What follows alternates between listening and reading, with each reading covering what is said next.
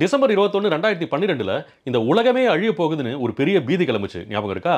ஏன்னா, அந்த தேதியோட மாயன் நாகரிகத்தினர் உருவாக்குன காலண்டர் முடிஞ்சு போயிருந்தது. அதனால கண்டிப்பா இது நடக்க போகுது நெறைய பேர் நம்புனாங்க, பயந்தாங்க. அதோட தாக்கத்துல ஹாலிவுட்ல எடுத்த 2012 படம் உலக அளவுல வசூல் ரீதியா மிகப்பெரிய அளவுக்கு ஹிட் ஆச்சு. படத்தோட பட்ஜெட் $200 மில்லியன் தான். ஆனா அது அள்ளி குவிச்சது $800 மில்லியன். மறுபடியும் அந்த மாயன் காலண்டர மையமா வச்சு இப்ப வெளியாகி இருக்க தமிழ் படமும் அப்படி ஒரு தாக்கத்த உருவாக்குமா? வணக்கம். இது பணிவிடு டாக்கீஸ். நான் உங்கள் பணிவிடு குமரன். இது மாயன் திரைப்படத்துக்கான விமர்சனம். விமர்சனத்தை தொடங்குறதுக்கு முன்னாடி இதுவரைக்கும் இந்த சேனலுக்கு நீங்க சப்ஸ்கிரைப் பண்ணாதவங்கன்னா விமர்சனம் முடிகிறப்போ மறக்காம சப்ஸ்கிரைப் பண்ணிடுங்க. அப்படியே கொஞ்சம் லைக், ஷேர், கமெண்ட்டையும் பண்ணீங்கன்னா இன்னும் சிறப்பான முறையில் பதிவுகளை போடுறதுக்கு எனக்கு பெரிய ஊக்கமா இருக்கும். சரி, இப்போ மாயன் திரைப்படத்தோட கதை என்னன்னு கொஞ்சம் சுருக்கமா பார்த்துருவோமா? ஹைட்டில வேலை செய்யற ஹீரோ வினோத் மோகனுக்கு இன்னும் 13 நாள்ல இந்த உலகமே அழிய போகுது. அதுக்குள்ள விருப்பம் போல வாழ்ந்து முடிச்சிடுன்னு மாயன் லோகத்திலிருந்து ஒரு இமெயில் வருது. அவரு மாயன் வம்சாவளியை சேர்ந்தவரா இருக்கிறதுனால முன்னெச்சரிக்கையா இதை சொல்றதா அதுல போட்டிருக்கு. ஆரம்பத்துல இது ஃப்ராட் மெயில்னு ஹீரோ அதை உதாசீனப்படுத்துறாரு. ஆனா அடுத்து நடக்கிற மாய மர்ம சம்பவங்கள் அது உண்மைதான் அவருக்கு புரிய வைக்குது. அதனால இந்த உலகம் அழியறதுக்கு முன்னாடி தன்னோட கடமைகளையும் ஆசைகளையும் அவசர அவசரமா நிறைவேற்றுற காரியங்கள்ல இறங்குறாரு. அவருக்கு பிடிக்காத முதலாளி ஆடுகளம் நரேன், வில்லத்தனம் பண்ற சாய்தீனா, அடாவடி போலீஸ் அதிகாரி ஜான் விஜய் இவங்களையெல்லாம் தைரியமா எதிர்க்க துணிஞ்சிடுறாரு. ஒரே நாள்ல வீடு வாங்குறாரு. தன்னை விரும்புற பிந்து மாதவியை ஒரே நாள்ல கல்யாணமும் பண்ணிக்கிறாரு. அப்புறம் என்ன பிரச்சனை? எல்லாம் நல்லபடியா தானே போகுதுன்னு நினைக்கிறீங்களா? பிரச்சனை அப்புறம் மட்டும் இல்ல. படத்துல ஆரம்பத்துல இருந்தே பட்டியலிட முடியாத அளவுக்கு ஏகப்பட்ட பிரச்சனைகள் தான். தமிழ்ல இப்படி ஒரு கான்செப்ட்ல விஎஃப்எக்ஸ் அனிமேஷன் பிரம்மாண்டத்தோட ஒரு படம் எடுக்கணும்னு களத்தில் இருக்கிற இயக்குனர் ராஜேஷ் கண்ணாவோட முயற்சியை கண்டிப்பா பாராட்டணும். ஆனா அவரோட இந்த சோதனை முயற்சி படத்தோட முதல் காட்சியில இருந்து ஒவ்வொரு காட்சியிலையும் நமக்கு பெரிய சோதனையா ஆயிடுது. மாயன் காலண்டர் பத்தின நம்பிக்கையோட தர்மம் அதர்மம்னு இந்து புராண தத்துவங்களையும் கதைக்குள்ள கொண்டு வந்திருக்காரு இயக்குனர். தீய சக்தி தலைவிரிச்சு ஆடுறப்போ களி முத்தி, தெய்வ சக்தி அதை முடிவு கொண்டு வரதுக்காக உலகத்தை அழிக்கும் இல்லையா? இருந்தாலும் புதிய உலகம் பிறகுறப்போ மறுபடியும் இந்த தீய சக்தி வேற வடிவத்துல வேற உருவத்துல தலை தூக்கும். இந்த நன்மை தீமை போராட்டம் ஜென்ம ஜென்மமா தொடருங்கிறது தான் படத்தோட கான்செப்ட்.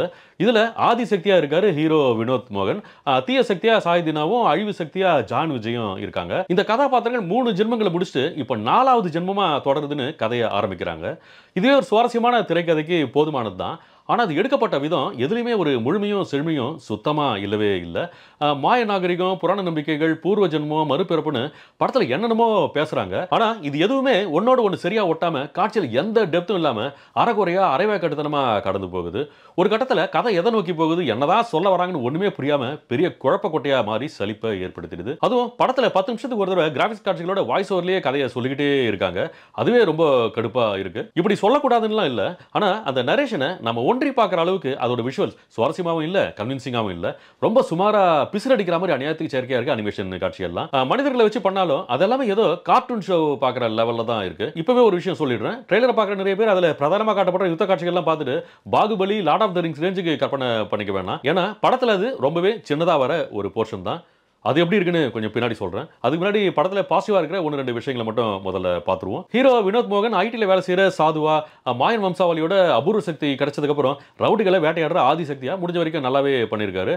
போலீஸ் அதிகாரியா வர ஜான் விஜய்க்கு எப்பவும் போல தெனாவட்டா நக்கலா பேசிட்டு போற அவரோட வழக்கமான ஒரு டெம்ப்ளேட் ரோல் தான். சில இடத்துல அடிக்கிறாரு, சில இடத்துல அடிய வாங்கிக்கிறாரு. ஆனா இவ் சம்பந்தப்பட்ட காட்சிலாம் எழுதப்பட்ட விதமே வீக்கா இருக்கிறதுனால அவரோட பெர்ஃபார்மன்ஸும் பெருசா எடுபடாமலே போயிடுது. ஏரியாவே ஆட்டி படைக்கிற ரவுடியா சாயுதீனா படத்தில் இவரோட உருட்டல் மிரட்டல்லாம் வெறும் வாய்ஸ் ஆவடலாக தான் இருக்க தவிர எங்கேயுமே நம்மள டென்ஷன் ஆகிற மாதிரி கெத்தா ஒரு காட்சி கூட அவருக்கு இல்லை. அதே மாதிரி ஹீரோவோட முதலாளியா வர ஆடுகளம் நரேன், அவரோட பொண்ணா வர பிந்து மாதவி, ஹீரோவோட அம்மா வர ஸ்ரீரஞ்சனி யாருக்குமே அவங்க நடிப்பு திறமையை நல்லா வெளிப்படுத்துற மாதிரியான காட்சிகள் ஒன்று கூட இல்லை. காரணம் ஹீரோவோட கேரக்டர் ஓரளவுக்கு எழுதப்பட்ட விதத்தில் 10% கூட படத்தோட மற்ற கேரக்டர்ஸ் எதுவுமே எழுதப்படல. படத்தில் பிந்து மாதவி பேசுகிற முதல் டயலாக்கு ஆரம்பிச்சிட்டாரு எங்க அப்பா அப்படின்னு இருக்கு. அதாவது அவர் தான் அவங்க அப்பான்னு நமக்கு எஸ்டாப்ளிஷ் பண்றதுக்காக இப்படி ஒரு டயலாக். அதே மாதிரி கஞ்சா கருப்புகிட்டையும் கடன் நடத்துற ஒரு பொண்ணுகிட்டையும் நம்ம ஹீரோ இன்னும் 13 நாள்ல உலகம் அழிய போகுதுன்னு சொல்றாங்களே, அதை பத்தி என்ன நினைக்கிறீங்கன்னு கேட்கறது எல்லாம் அவ்வளோ செயற்கையா அபத்தமா எடுத்து வச்சிருக்காங்க. அப்புறம் இந்த உலகம் அழிய போற செய்தியை 10-15 நியூஸ் சேனல்ல சொல்ற மாதிரி மாத்தி மாத்தி காட்டி படத்துல பரபரப்பா உண்டு பண்ண முயற்சி பண்றாங்க. ஆனா அதை மக்கள் பார்த்தாங்களா, அதுக்கு அவங்களோட ரியாக்ஷன் என்னன்னு படத்துல சாம்பிள் கூட ஒரு சீன் இல்ல. மற்றபடி சுனாமி வந்தா உலக புகழ்பெற்ற எந்தெந்த கட்டிடங்களும் பிரம்மாண்ட சிலைகளும் இடிஞ்சு போற மாதிரி, முழுகி போற மாதிரி நீங்க ஏற்கனவே அந்த படங்களை பார்த்திருப்பீங்களோ, அது ஒவ்வொன்றும் இதுலயும் முழுகுது, இடிஞ்சு விழுகுது. ஆனா அதெல்லாம் பார்க்கறப்ப நம்மளுக்கு ஒரு துளி கூட பயமோ பதட்டமோ பதப்பதைப்போ ஏற்படவே மாட்டேங்குது. அந்த அளவுக்கு படுசுமாரா இருக்கு அது சம்பந்தப்பட்ட கிராபிக்ஸ் அனிமேஷன். சரி, இந்த இருட்டு சிஜி காட்சிகள் தான் இப்படி இருக்குன்னா பட்ட பகல்ல அண்ணா சாலையில எல்ஐசி பில்டிங்கை ஏரியல் ஷாட்டா காட்டுறாங்க. அது ஏன் அவ்வளோ டார்க்கா கிரெயினியா ஜெர்க் ஆகுதுன்னே புரியல. ஏதோ பழைய ஸ்டாக் ஷாட்டை தூக்கி போட்ட மாதிரி இருக்கு அது. அப்புறம் பாம்புன்னா படைய நடுங்குன்னு சொல்லுவாங்க இல்லையா? ஆனா இந்த படத்துல வர பாம்பை பார்த்தா கூட நடுங்காது, அவ்வளோ ரப்பரா இருக்காது. இதுல ஒரு கழுகை வேற ரெடி பண்ணிட்டாங்களா, அதை தேவையே இல்லாம பல இடங்கள்ல அனாவசியமா அலைய விட்டு இது எதுக்கு இப்படி சுத்திக்கிட்டே இருக்குன்னு நம்மள குழப்பி விடுறாங்க. மத்தபடி கேமராமேன் அருண் பிரசாத் முடிஞ்ச வரைக்கும் காட்சிகளை அழகா காட்ட முயற்சி பண்ணியிருக்காரு. ஆனா ஹீரோவை திரிசூலத்தோட பீச்லயும் ரோட்லயும் அலைய விட்டு எடுத்தது, அப்புறம் அந்த மாய நாகரிகத்து இளவரசி மூஞ்சி முழுக்க கலர் கலரா சாயத்தை பூசி டைட்டில் வசப்புல பயமுறுத்துற மாதிரி கத்த விட்டதெல்லாம் விஷுவலுக்கே பெரிய திருஷ்டின்னு சொல்லலாம். ஜோன்ஸ் ரூபர்ட்டோட பின்னணி இசையை விட இரைச்சல் தான் அதிகம்னு சொல்லணும். அதுவும் அடிக்கடி கோரஸ்ல வர அந்த வோக்கல்ஸ்லாம் நிறைய இடத்துல அலர்ஜியை ஏற்படுத்துது. பாட்டு எல்லாமே கூட சுமார் ரகமா தான் இருக்கு. அதுவும் அந்த பாட்டெல்லாம் பாடுற மாதிரியே இல்லாம ஏதோ படிக்கிற மாதிரி ஒரு ஃபீலை தான் கொடுக்குது. அப்புறம் அந்த கல்யாண பாட்டுல சீதா கல்யாண வைபவம் வரியெல்லாம் பாடுறாங்க. அதுக்கான மலர்ச்சியோ மகிழ்ச்சியோ கல்யாணம் பண்ற ஜோடியோட முகத்துல சுத்தமா இல்ல. குறிப்பா அந்த கல்யாண பாட்டும் சரி, அதை படமாக்கின விதமும் சரி, எந்த சுவாரஸ்யமும் இல்லாம அவ்வளோ ஆமையா இழுவியா இருக்கு. படத்தோட எடிட்டர் ரெஜிஷ் நிகழ்காலத்தையும் மாயன்காலத்தையும் கலிகால யுத்தத்தையும் மாத்தி மாத்தி காட்டுறாரு. ஆனா அதனால எந்த சுவாரஸ்யமும் ஏற்படவே இல்லை. காரணம் எதுவுமே ஒன்னோடு ஒன்று சுத்தமா ஓட்டல. எல்லாமே ரொம்ப ஃபோர்ஸ்டா இடையில சொல்லுங்கன்னா வாய்ஸ் ஓவர் மாண்டாஜ் மாதிரி தான் இருக்கு. நிஜமா படத்தை நியாயமா சேர்த்துக்கினா இது ஒரு 1 மணி நேரம் படமா வந்திருக்குமாங்கிறதே சந்தேகம் தான். கான்டென்ட்டும் மேக்கிங்கும் சுமாரா இருக்க ஒரு படம் 2 மணி நேரத்துக்கும் குறைவா இருந்தா கூட அது நம்மளுக்கு பெரிய அலுப்பா தான் இருக்கும் இல்லையா? மொத்தத்துல படம் எப்படி இருக்குன்னு கேட்டா, ஏகப்பட்ட எபிக் படங்கள்ல பார்த்த யுத்த காட்சிகளோட தாக்கத்துல அதை விட இன்னும் பிரம்மாண்டமான விஷுவல்ஸை காட்டி அசத்தனுங்கிற கற்பனையும் முயற்சியும் சரிதான்.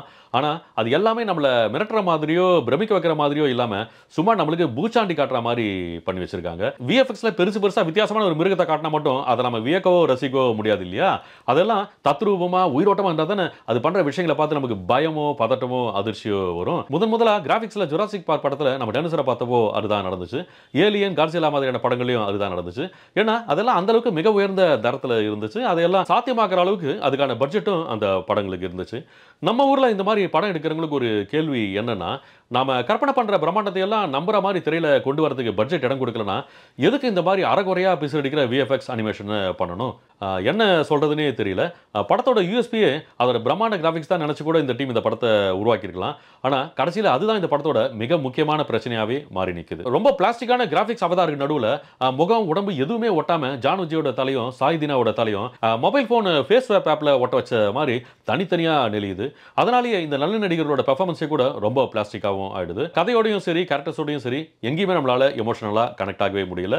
இதுல 10 நிமிஷத்துக்கு ஒரு தடவை வாய்ஸ் ஓவர் நரேஷனோட மாய நாகரிகத்து அனிமேஷன் காட்சிகள், இடையிடையே நிகழ்காலத்தில் உலகம் அழிய போற அந்த 13 நாளுக்குள்ள ஹீரோ தான் விரும்புறதையெல்லாம் முடிக்க நினைக்கிற அபத்தங்கள்னு படம் அநியாயத்துக்கு நம்ம பொறுமையை சோதிச்சிடுது. இதுல படத்தை முடிக்கிறப்போ ஒவ்வொரு யுகத்திலையும் அறிவியல் முன்னேற்றத்தாலையும் பேராசையாலையும் மனுஷன் எப்படி பூமியை வாழ தகுதி இல்லாத இடமா ஆக்கி வச்சிடறான். அதை பொறுக்க முடியாம தான் ஆதிசக்தி பிரளயத்தை உருவாக்கி உலகத்தை அழிக்கிறாருன்னு கிட்டத்தட்ட டாக்குமெண்ட்ரி மாதிரி ஸ்டாக் ஃபுட்டேஜ் எல்லாம் காட்டி கதையை முடிக்கிறாங்க. மொத்தத்துல கற்பனையில இருந்த பிரம்மாண்டம் ரைட்டிங்லயும் மேக்கிங்லயும் இல்லாததுனால படமே ஒரு மாதிரி திண்டாட்டமா எந்த சுவாரஸ்யமும் இல்லாம கடுப்போட அலக்கழிக்குது.